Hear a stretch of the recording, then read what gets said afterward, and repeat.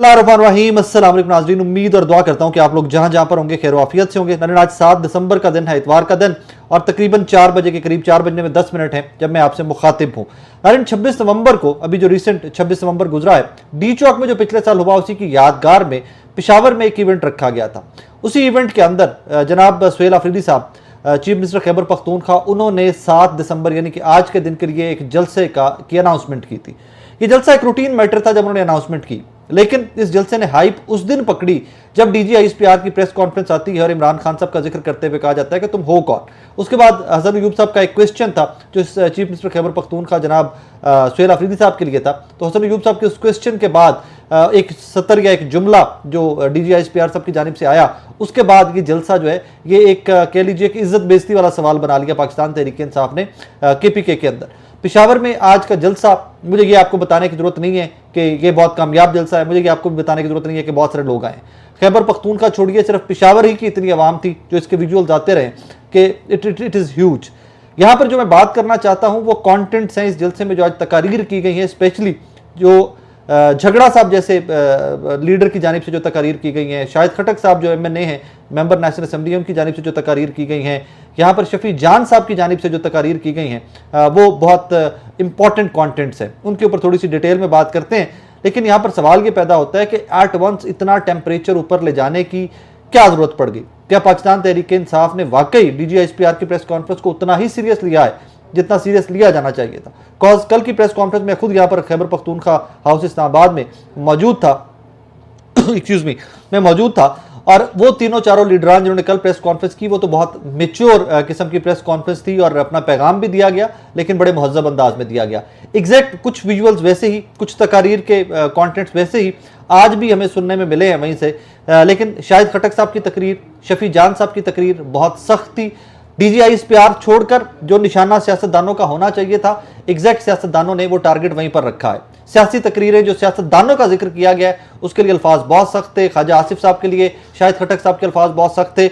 मैं कुछ ना कुछ आपको चीज़ें सुनाना चाहूँगा, लेकिन आई एम वेरी सॉरी, इसके कॉन्टेंट्स जो हैं इस प्रेस कॉन्फ्रेंस के या इसकी जो स्पीचेस हैं उनमें बहुत सख्त अल्फाज इस्तेमाल किए गए हैं। मैं वो की पर्पस कोई किसी की तज़हीक नहीं है, मैं सिर्फ आपको दिखाना चाहता हूँ कि किस लेवल की यहाँ पर तकरीर जो है, किस लेवल का टेम्परेचर ऊपर ले जाया गया। ज़रा ये सुनिएगा, ये शाहिद खटक साहब की स्पीच के कुछ पोर्शंस हैं। इन्होंने वो दो कुत्ते बिठाए थे प्रेस कॉन्फ्रेंस के लिए, वो अता तारा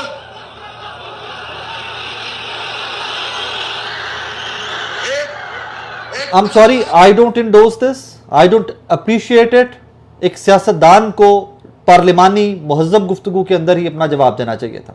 पाकिस्तान तहरीक इंसाफ ने जवाब तो खैर वहाँ पर जितने लोग नज़र आए, जितने लोग उस जलसे में पहुँचे हैं, वही जो है जवाब मिल गया था, सियासी जवाब वही था। लेकिन शाहिद खटक साहब की तकरीर के काफ़ी सारे क्लिप्स जो हैं दे आर वेरी इंपॉर्टेंट। जनाब इमरान खान साहब की बेगम जो कि गैर सियासी खातून, कभी आप उसके ऊपर इद्दत जैसे कजिया कैसे करते हो? शर्म नहीं आती? पेशर लो, शर्म थोड़ी सी भी नहीं आती।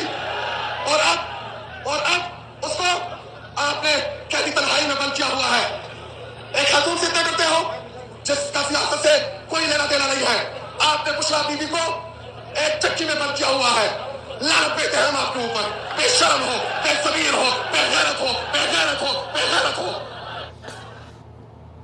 टेम्परेचर, सियासी दर्जा हरारत मजीद मजीद मजीद ऊपर जाता जा रहा है। और यहाँ पर जो पाकिस्तान तहरीक इंसाफ का वर्कर वोटर सपोर्टर इस टाइम पे ग्राउंड में मौजूद था, उनका एक ही नारा या एक ही बार बार मुतालबा सामने आ रहा था, डी चौक की तरफ चलो।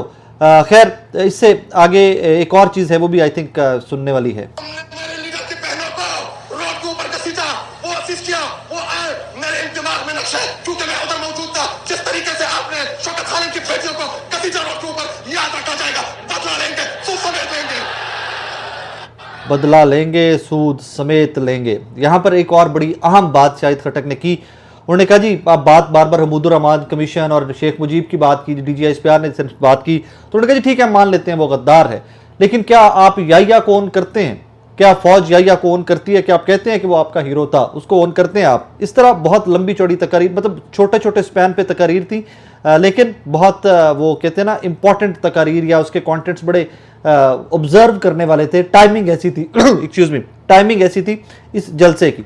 अब यहाँ पर शफी जान साहब ने जो वहाँ पर मुशीर हैं इत्तलात व नशरियात के, रोज़ किसी न किसी टॉक शो में नजर आते हैं, ज़रा उनकी गुफ्तगू सुनिएगा। इमरान खान हर जवान की रगों में दौड़ रहा है, इमरान खान मेरे रूह में दौड़ रहा है। और आपने जो सोहेल अफरीदी के बारे में अल्फाज इस्तेमाल किए, आपको माफी पड़ेगी। आपसे हम माफी मंगवाएंगे, आपको जवाब देना पड़ेगा, हम आपसे जवाब लेंगे। आपने एनएफसी का हमसे हक छीना, आप रोज हमें मारते हैं, हम फिर भी कहते हैं कि इमरान खान जिंदाबाद, पाकिस्तान जिंदाबाद। आपने हमसे एनएफसी का हक छीना, आप हमें रोज़ मारते हैं, हम कहते हैं पाकिस्तान जिंदाबाद, हम कहते हैं इमरान खान जिंदाबाद। आपको जो सुहेल खटक साहब वाला जो सवाल था हसन अयूब साहब का, सुहेल अफरीदी साहब वाला सवाल था जो हसन अयूब साहब का, उस पर शफी जान कहते हैं DGSPR को मुखातिब करके कि आपको माफ़ी मांगनी पड़ेगी, हम आपसे माफ़ी मंगवाएंगे। अब इस पर मैं कमेंट्री आज बहुत ज़्यादा नहीं करना चाहता। ये यकीन मानिए कि ये सूरत हाल जिस लेवल पे जाती जा रही है ना, यहाँ पर वो भी सवालों जवाब हुआ कि जो आप होते कौन, जो DGSPR ने कहा था इमरान खान साहब से बात करते हुए, उनके बारे में जिक्र करते हुए कि आप होते कौन हो, तो वहाँ पर भी पाकिस्तान तहरीक इंसाफ के जो लीडरान हैं उन्होंने डिटेल में, हर बंदे ने अपना, मीना खान अफरीदी साहब, शाहिद खटक साहब, शफी जान साहब, तैमूर मुस्लिम झगड़ा साहब, इन तमाम लोगों ने, जुनैद अकबर साहब, इन तमाम लोगों ने उसका भी जवाब दिया है कि इमरान खान वो है जिसने नमल यूनिवर्सिटी बनाई, जिसने शौकत खानम अस्पताल बनाया, जिसने 92 का वर्ल्ड कप जीता, जिसने वज़ीर आज़म बनने से बहुत पहले पूरी दुनिया के अंदर पाकिस्तान को जो बंदा रिप्रेजेंट कर चुका हुआ था। आप उसके बारे में पूछ रहे हो कि तुम होते कौन हो। इस तरह की स्पीचेस जो हैं, ये सिलसिला अभी भी जारी है। ये मैं टाइम टू टाइम आपकी खिदमत में हाजिर होता रहूँगा, इसके ऊपर डिटेल में आज बात करेंगे। खुद आज का सबसे बड़ा इवेंट ये मुझे लगता है कि पिछले कुछ रिसेंट पास्ट से लेके रिसेंट फ्यूचर कमिंग डेज तक के लिए सबसे बड़ा इवेंट ये है।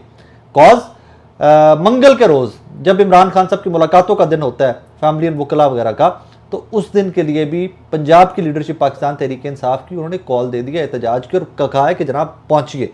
दूसरी जानिब अता तारड़ साहब, आजम वज़ीर तारड़ साहब टेलीविजन के ऊपर बैठ कर अनाउंस कर चुके हैं कि मुलाकातें बंद। अल्लाह ना करे जो अजीबो गरीब सी जो वो है ना, जो तनाव है दोनों इतराफ से, वो इस कदर बढ़ता जा रहा है कि I don't know what is coming our way, लेकिन कुछ अच्छे विजुअल्स नहीं है, कुछ अच्छी वाइब नहीं आ रही सबसे। ताकत हर तरफ से। एक मजलूम है, वो हारने से, यहाँ पर वो हारने से इनकार कर रहा है, वो बार बार कहता है कि मैं नहीं हारूंगा, तुमने किसी भी हद तक जाना है जाओ।